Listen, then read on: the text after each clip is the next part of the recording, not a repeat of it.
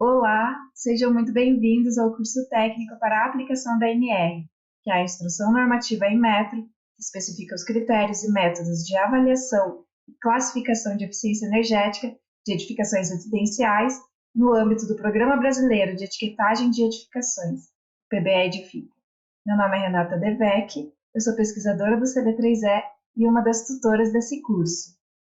Nesta videoaula, daremos continuidade ao método relativo ao anexo B3 da NR, que discorre sobre a avaliação do sistema de aquecimento de água. Relembrando um pouquinho a videoaula passada, nós apresentamos e discutimos os cálculos referentes à demanda de energia para o aquecimento de água, além de como determinar a fração atendida pelo sistema de aquecimento de água solar ou por recuperadores térmicos. E nós vamos dar sequência, então, com os cálculos das perdas térmicas relacionadas ao sistema, que são divididas entre as perdas de distribuição, as perdas do sistema de recirculação e as perdas do reservatório.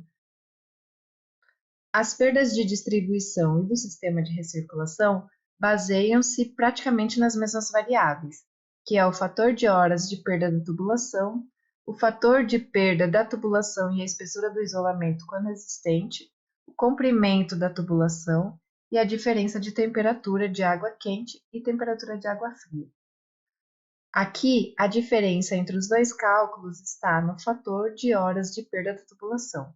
Então, para a tubulação de distribuição de água quente, nós adotamos essa relação em que o fator de horas de perda da tubulação é igual a 2,083 versus o volume dia, para cada trecho I considerado.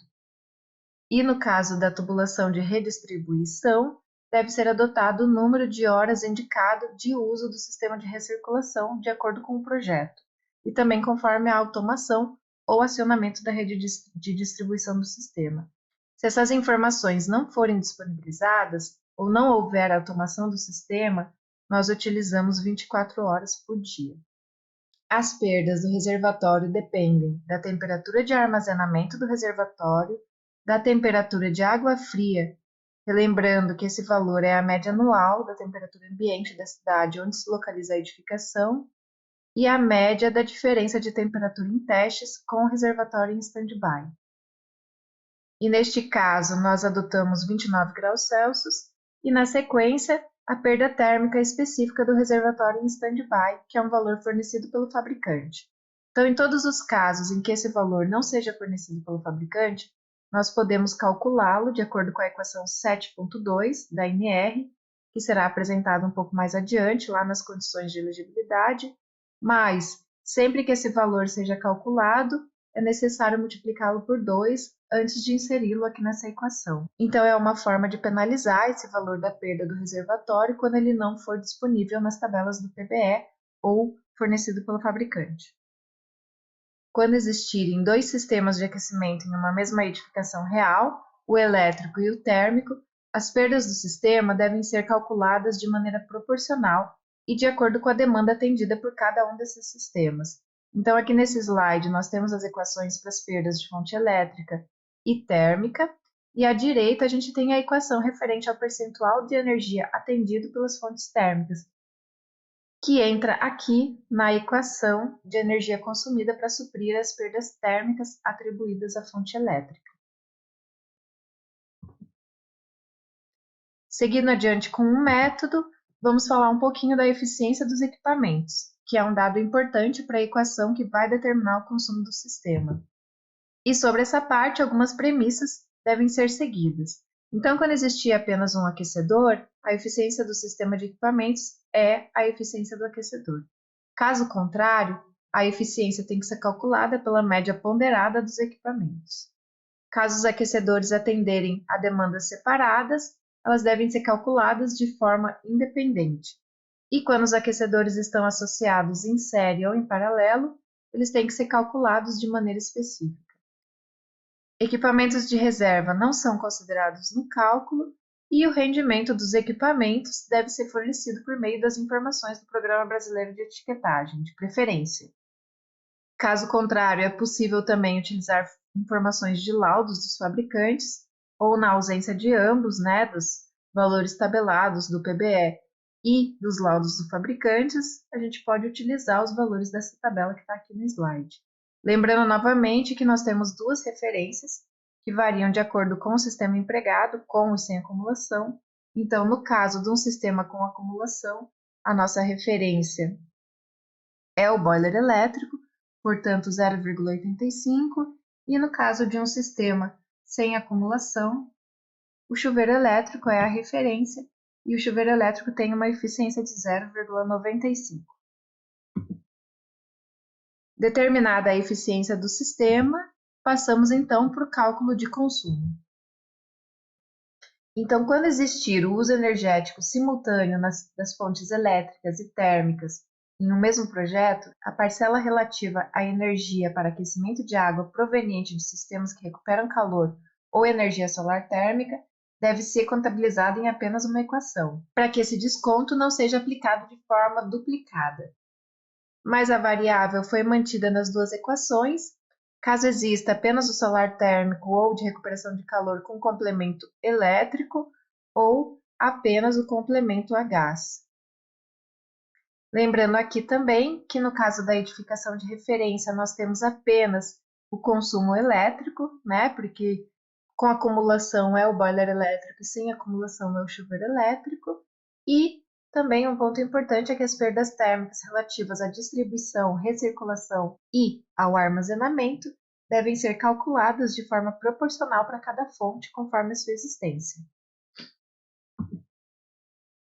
É importante atentar aqui para a grande diferença entre o método da NC e da NR, que vai ser esse valor de número de dias ao ano. Então, enquanto na NC esse valor vai variar de acordo com a tipologia da edificação, aqui para a NR esse valor é de 365 dias, que é a quantidade de dias em que o aquecimento de água é utilizado em uma edificação residencial, ou seja, diariamente.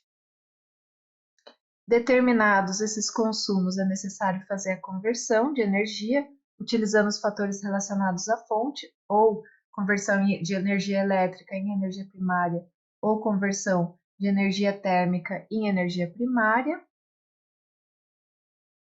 E com o consumo de energia primária para a demanda de água quente da edificação real e condição de referência, é possível determinar o percentual de redução, e aí nós voltamos aqui para a tabela 8.8, que foi apresentada lá no início da videoaula 1. Então, a classificação considera ainda se esse sistema de aquecimento possui ou não acumulação, e de acordo com o nosso percentual de redução encontrado, nós vamos saber então se o sistema tem classificação A, B, C, D ou E, né, com esses intervalos aqui verificados na tabela. Então, por exemplo, o meu percentual de redução do sistema de aquecimento de água foi de 25%. No caso de um sistema com acumulação, eu vou estar aqui numa classificação B, e se eu tiver um sistema sem acumulação, a minha classificação vai ser A. Finalmente, após a determinação do consumo e do percentual de redução, e no caso de um sistema com potencial para a classificação A, nós precisamos averiguar se esse sistema atende aos requisitos de elegibilidade para a classificação A. Então, alguns critérios são definidos para que o sistema de água quente possa receber essa classificação A. E no caso do sistema de aquecimento de água, temos basicamente 3 critérios de elegibilidade. São eles: a automação do sistema de recirculação, o isolamento térmico das tubulações de distribuição e do circuito de recirculação, e no próximo slide a gente tem também as perdas do reservatório de água quente. Caso algum desses requisitos não seja atendido, o sistema parte da classificação B, e lembrando também que o não atendimento a algum dos critérios de elegibilidade do método impacta na classificação final da edificação. E falando um pouco da automação dos sistemas de recirculação, o que nós temos que entender é que esse circuito tem que possuir um dispositivo de controle automático para o acionamento da recirculação de forma pré-programada. Então, esse dispositivo de controle automático deve funcionar de acordo com uma dessas opções aqui, que seria o acionamento associado à temperatura da rede de distribuição, a automação por períodos pré-programados e o comando de acionamento manual ou automático em função da demanda de água quente. Com relação ao requisito de isolamento térmico das tubulações de distribuição e circuito de recirculação, sempre que existentes, essas tubulações destinadas à distribuição e recirculação de água quente devem ser apropriadas para a função a que elas se destinam, com isolamento térmico de espessura mínima e condutividade térmica conforme a tabela. Então, no caso aqui, espessura mínima de isolamento de 13 milímetros e condutividade térmica inferior a 0,040. Esse isolamento ele é válido para sistemas de aquecimento de água de edificações localizadas nas zonas bioclimáticas 1, 2 e 3, e no caso de tubulação de distribuição de água quente com comprimento superior a 300 metros. Então, esse requisito é válido para essas duas condições, né? A edificação tem que estar localizada nessas zonas bioclimáticas e o comprimento da tubulação tem que ser superior a 300 metros.